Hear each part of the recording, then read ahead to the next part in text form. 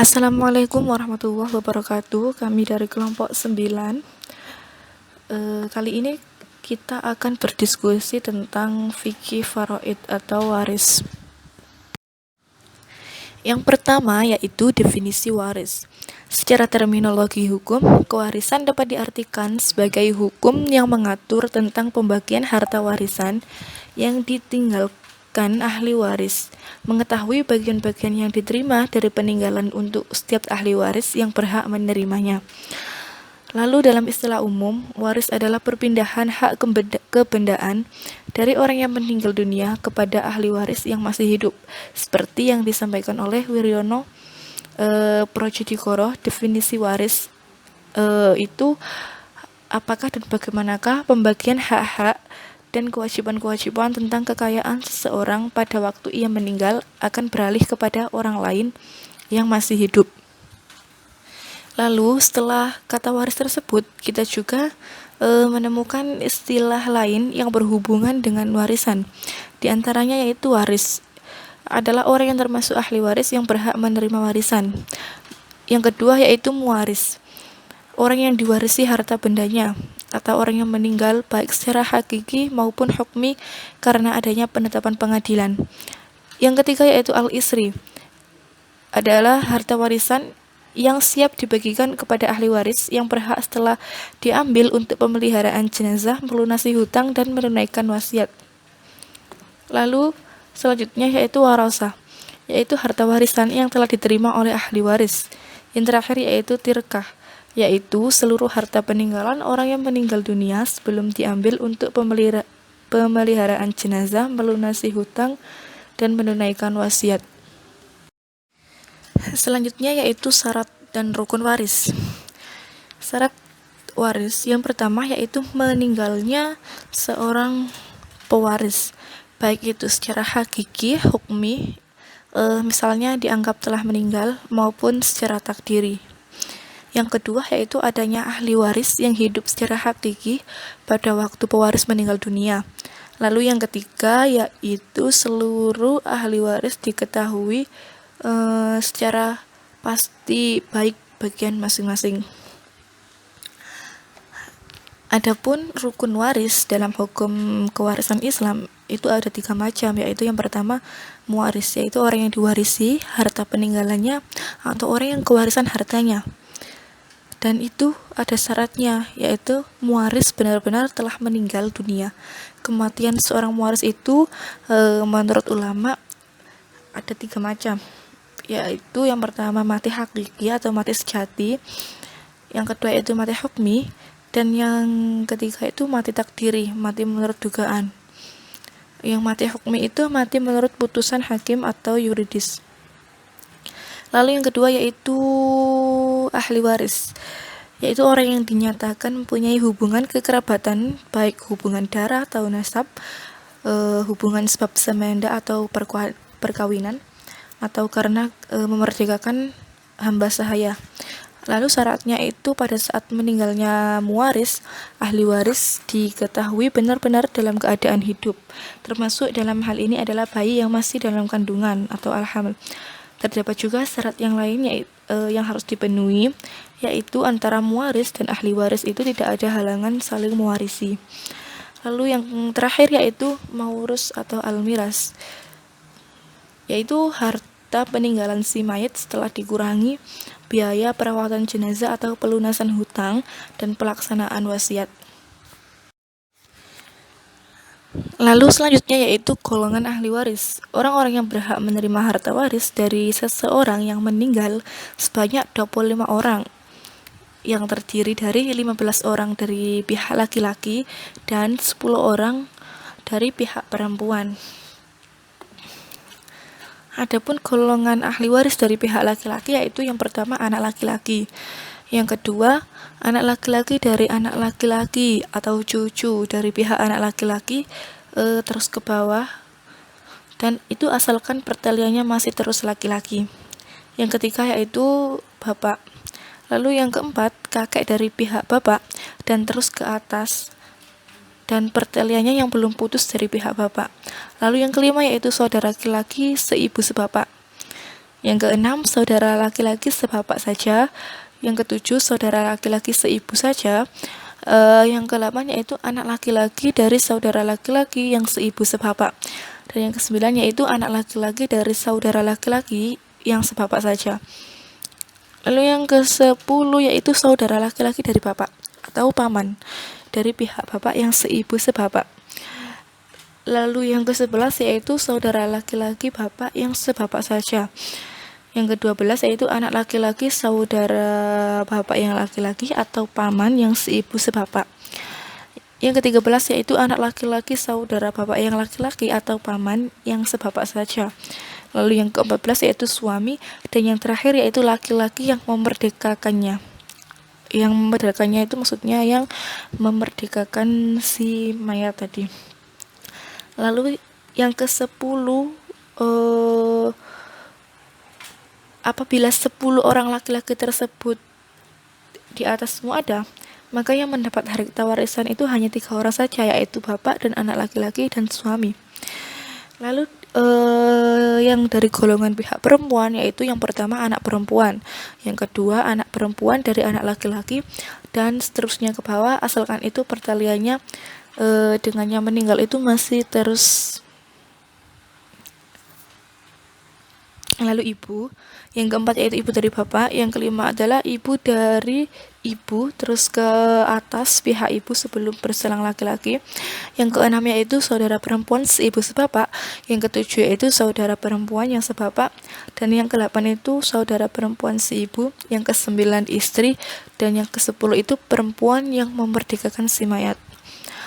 Lalu apabila 10 orang tersebut di atas ada semuanya, maka yang dapat mewarisi dari mereka itu hanya 5 orang saja, yaitu yang pertama istri, kemudian anak perempuan dari anak laki-laki, ibu, dan saudara perempuan yang seibu sebapak.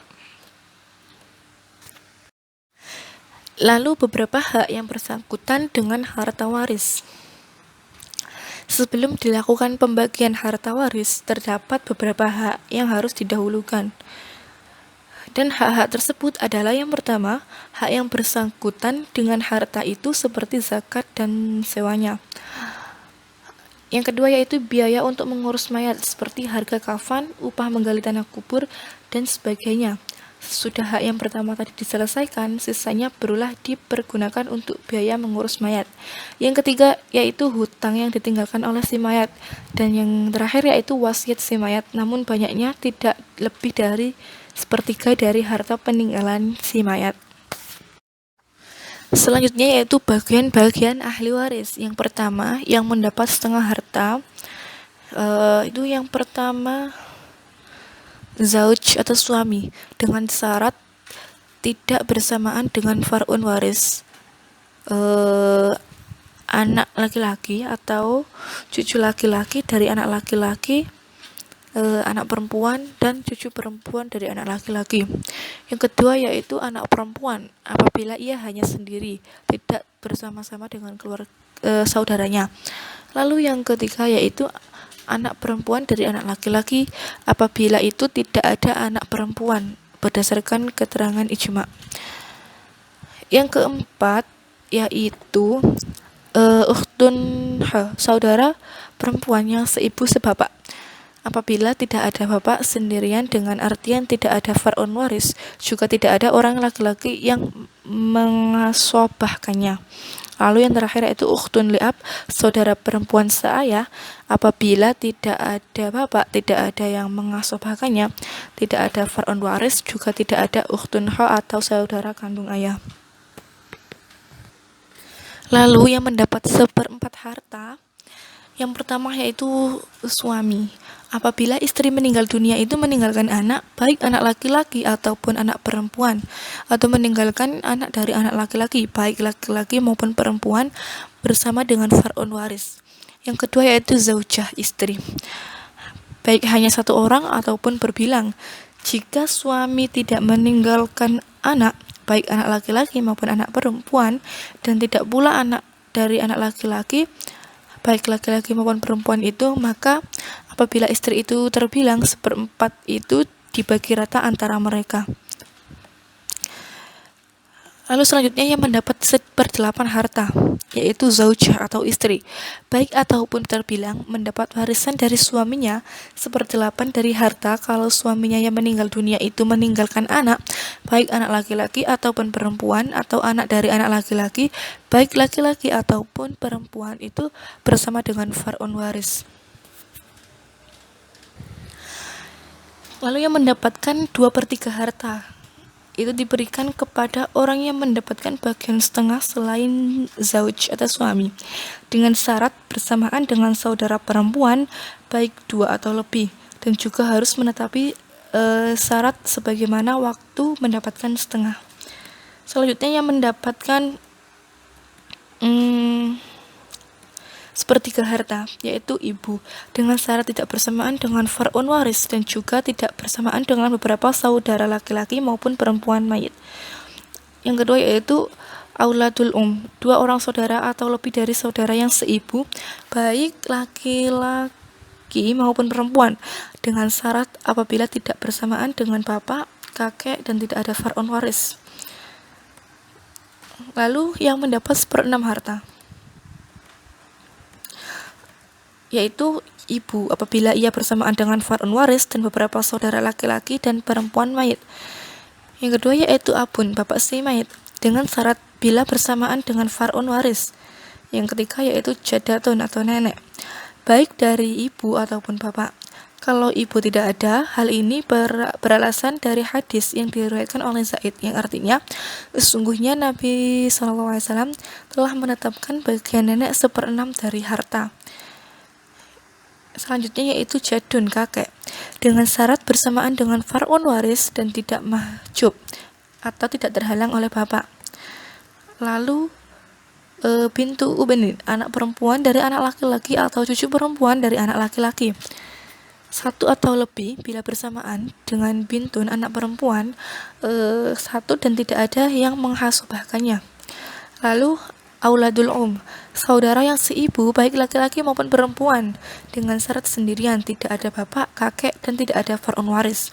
Lalu yang terakhir yaitu ukhtun li'ab, saudara perempuan yang sebapak saja, baik sendiri ataupun berbilang, apabila beserta saudara perempuan yang seibu sebapak. Adapun apabila saudara seibu sebapak itu terbilang 2 atau lebih, maka saudara sebapak itu tidak mendapat harta warisan berdasarkan ijma' para ulama. Kemudian selanjutnya adalah sebab-sebab tidak mendapatkan harta waris. Ahli waris yang telah disebutkan di atas semua tetap mendapatkan harta waris menurut ketentuan-ketentuan yang telah disebutkan, kecuali apabila ada ahli waris yang lebih dekat pertaliannya kepada si mayit daripada mereka. Seperti nenek, baik dari ibu ataupun bapak, tidak mendapatkan harta waris karena adanya ibu. Sebab ibu lebih dekat pertaliannya kepada yang meninggal daripada nenek. Begitu juga dengan kakek, tidak mendapatkan harta waris selama bapaknya masih ada, karena bapak lebih dekat pertaliannya kepada yang meninggal daripada kakek.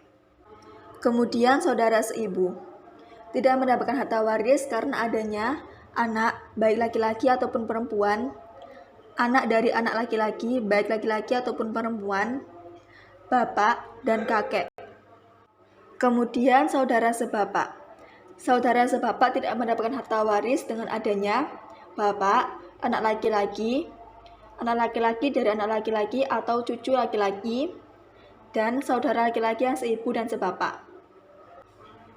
Lalu saudara seibu sebapak. Saudara seibu sebapak tidak akan mendapatkan harta waris apabila terhalang oleh salah satu dari 3 orang, yaitu anak laki-laki dari anak laki-laki ataupun cucu laki-laki, dan juga bapak. Kemudian 3 laki-laki berikut ini mendapatkan harta waris, namun saudara perempuan mereka tidak mendapatkan harta waris, yaitu yang pertama, saudara laki-laki bapak atau paman mendapatkan harta waris, namun saudara perempuan bapak ataupun bibi tidak mendapatkan harta waris. Kemudian, anak laki-laki dari saudara bapak yang laki-laki ataupun anak laki-laki paman dari bapak mendapatkan harta waris, namun anak perempuan tidak mendapatkan harta waris.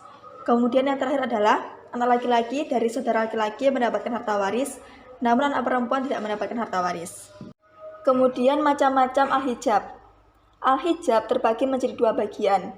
Yang pertama, hijab bilwas, yaitu seorang ahli waris yang disifati sebagai salah satu yang terlarang dari bagian waris. Dia adalah perbudakan, pembunuhan, atau perbedaan agama. Hal ini mencakup seluruh ahli waris. Siapa saja yang memiliki salah satu dari sifat tersebut, maka dia tidak mewarisi dan keberadaannya seperti tidak ada. Misalnya, seorang pembunuh yang masih ada hubungan kerabat atau hubungan perkawinan dengan korban. Dia menjadi terlarang sama sekali untuk mengambil bagian dari harta warisan karena dialah yang membunuhnya. Ahli waris yang terlarang karena kelakuannya ini disebut mahjub bil wasf, yaitu artinya terhalang oleh sifatnya sendiri, yaitu sebagai pembunuh, murtad atau non-muslim. Dan untuk selanjutnya disebut dengan mahrum, artinya terlarang. Ahli waris yang mahrum ini selamanya tidak dapat menghijab atau menghalang-halangi ahli waris yang lain untuk mendapatkan bagiannya, karena ia dianggap tidak eksis ataupun tidak ada. Sebagai contoh, misalnya seorang mati dibunuh oleh anaknya sendiri, meninggalkan ahli waris, anak yang membunuh, istri, dan ayah. Maka, istri mendapatkan bagian 1/4, ayah mendapatkan sisa sebagai asobah bin nafs, sedangkan anak yang membunuh tersebut mahrum atau terlarang. Yang kedua adalah hijab bisyahsi. Yang dimaksud di sini yaitu jika sebagian dari ahli waris terhalangi oleh ahli waris lainnya. Bagian ini terbagi menjadi dua, yaitu hijab nukson dan hijab hirman. Hijab nukson sendiri adalah hijab yang dapat mengurangi bagian yang telah ditentukan bagi seorang ahli waris karena ada ahli waris lain yang lebih dekat pertaliannya kepada orang yang meninggal. Hijab nukson ini dialami oleh 5 orang ahli waris atau zawil furud, yaitu suami, istri, anak perempuan dari anak laki-laki, saudara perempuan seayah, dan ibu.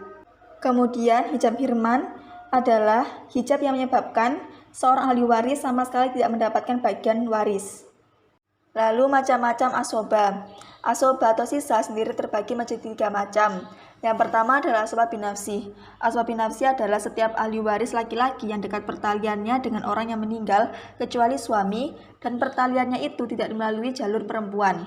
Asoba binafsi ada 4 jalur yang berurutan sehingga yang terdahulu tidak boleh digeser ke urutan berikutnya, begitu pula sebaliknya. Yang pertama pada jalur anak. Ada anak laki-laki dari anak laki-laki dan seterusnya ke bawah. Kemudian dari jalur ayah, ada ayah, kakek, dan seterusnya ke atas. Lalu pada jalur saudara, ada saudara laki-laki sekandung atau seayah, dan juga anak laki-laki dari saudara laki-laki sekandung atau seayah. Kemudian dari jalur paman, ada paman, lalu anak laki-laki dari paman, dan paman dari ayah. Kemudian asoba bil ghair, yaitu setiap ahli waris dzawil furud, golongan perempuan yang disertai dengan adanya ahli waris laki-laki yang setingkat dalam jenjang keturunan. Karena ada ahli waris laki-laki setingkat itulah, maka dia menjadi ahli waris asoba.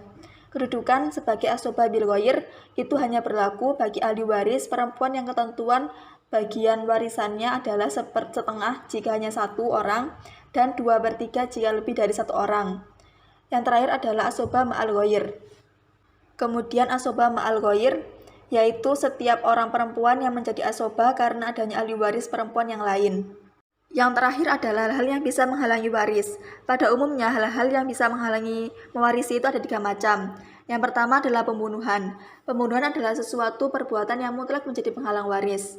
Menurut Imam Syafi'i, contoh pembunuhan yang dapat menjadi penghalang itu diantaranya adalah yang pertama, hakim yang menjatuhkan hukuman mati tidak dapat mewarisi harta orang yang telah dijatuhi hukuman mati. Yang kedua, algojo yang menjalankan tugas membunuh tidak dapat mewarisi harta orang peninggalan pesakitan yang dibunuhnya. Lalu, seseorang yang memberikan persaksian atau sumpah palsu tidak dapat mewarisi harta peninggalan orang yang menjadi korban persaksian palsunya. Kemudian, berbeda agama. Adapun yang dimaksud dengan berbeda agama adalah agama yang dianut antara waris dengan mewaris itu berbeda. Sedangkan yang dimaksud dengan berbeda agama dapat menghalangi kewarisan adalah tidak ada hak saling mewarisi antara seorang muslim dan non-muslim. Orang Islam tidak mewarisi harta orang non-Islam, demikian juga sebaliknya. Yang terakhir adalah perbudakan.